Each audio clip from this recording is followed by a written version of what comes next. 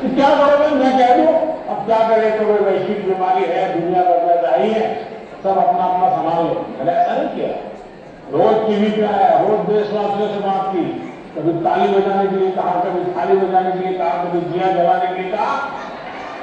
वो है कोरोना को खत्म नहीं करता है, लेकिन वो है कोरोना के खिलाफ लड़ाई लड़ने की सामूहिक शक्ति को जन्म देता है, सामूहिक शक्ति को उभारना। अब देखिए, पहले भी खेल के मैदान में हमारे लोग जाते थे, कभी कोई जीत के आता था, कोई जीत के नहीं आता। जाने वाले को पूछता नहीं था, आने वाले को पूछता नहीं था। मैंने कहा भाई 3 मेडल में जीत जाएंगे, लेकिन मैं उसे ढोल पूछूंगा। तो धीरे धीरे करके 160 मेडल लगने का सामर्थ्य उन्हीं बच्चों में से निकला। सामर्थ्य तो था, सही दिशा, सही रणनीति, सही नेतृत्व का परिणाम है। जिसके पास सामर्थ्य है उसका सही है। मेरा तो गवर्नेंस का एक सिद्धांत रहा है कि अच्छी सरकार चलाने के लिए, इन समस्याओं के समाधान के लिए ही आपको नीचे से ऊपर की तरफ सही जानकारी आनी चाहिए, परफेक्ट इंफॉर्मेशन आनी चाहिए, और ऊपर से नीचे की तरफ परफेक्ट गाइडेंस आना चाहिए। अगर ये पूरे चलन परफेक्ट रही, उसका कम्युनिकेशन, उसकी व्यवस्थाएं, उसके प्रोटोकॉल उसको ठीक से किया, तो आप चीजों को संभाल सकते हैं। कोरोना एक बहुत बड़ा उदाहरण है, और इसलिए मैं मानता हूं कि हम निराश होने का कोई कारण ही नहीं होता है जीवन में। और अगर एक बार मन में तय कर लिया कि निराश होना ही नहीं है, तो फिर सिवाय पॉजिटिविटी को आता ही नहीं है। और मेरे यहां निराशा के सारे दरवाजे बंद है, कोई कोना भी, एक छोटी खिड़की भी मैंने खुली नहीं लगी है कि निराशा वहां से खुल जाए। अब मैं आपने कभी देखा होगा, मैं रोता रहता नहीं हूं, पता नहीं क्या होगा, वो हमारे साथ आएगा नहीं आएगा, वो मुझे भूल जाएगा, वो होता रहता है। ये हम किस चीज के लिए हैं?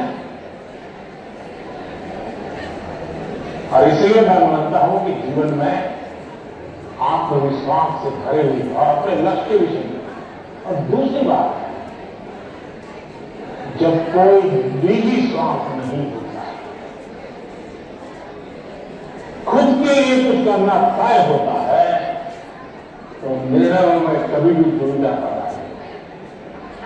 और वो एक बहुत बड़ी अमानत मेरे पास,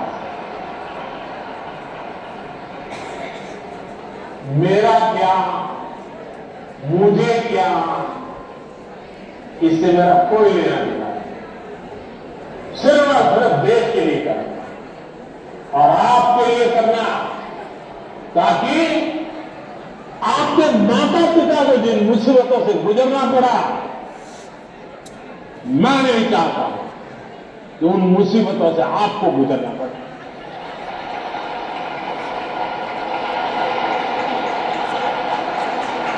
हमें ऐसा देश बना करके देना है ताकि आपके भावी पीढ़ी को भी, आपके संतानों को भी लगे कि हम ऐसे देश के अंदर और पूरी तरह खिल सकते हैं, अपना सामर्थ्य दिखा सकते हैं। और ये हमारा सामूहिक संकल्प होना चाहिए, ये हमारा सामूहिक विजन होना चाहिए, और परिणाम मिलता है। और इसलिए साथियों, जीवन में पॉजिटिव थिंकिंग की बहुत बड़ी ताकत होती है। बुरी सी बुरी चीज में भी पॉजिटिव देखा जा सकता है, उसको हमें देखना चाहिए। धन्यवाद।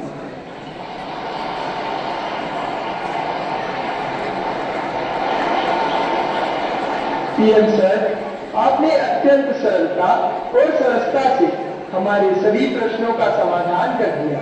हम, हमारे अभिभावक और शिक्षक सदा आपके कृतज्ञ रहेंगे। हम सदा एग्जाम वॉरियर रहेंगे, वॉरियर नहीं। धन्यवाद माननीय प्रधानमंत्री जी। हो गए सारे सवाल। कुछ परिंदे उड़ रहे हैं आंधियों के के सामने। कुछ परिंदे उड़ रहे हैं आंधियों के सामने, उनमें ताकत है सही और हौसला होगा जरूर। इस तरह नित बढ़ते रहे तो देखना तुम एक दिन, तय समंदर तक कम फासला होगा जरूर, तय समंदर तक कम फासला होगा जरूर। आप लोगों ने देखा होगा कि ये बच्चे भी जिस प्रकार का एंकरिंग कर रहे हैं, आप भी अपने स्कूल कॉलेज में सब कर सकते हैं, तो उनसे जरूर सीखिएगा।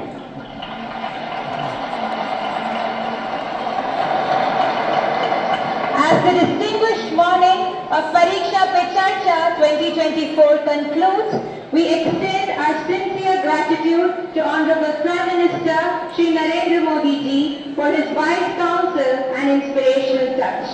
Today, Prime Minister Sir has exemplified the attributes of teaching as identified in the book Nannol. His suggestions have risen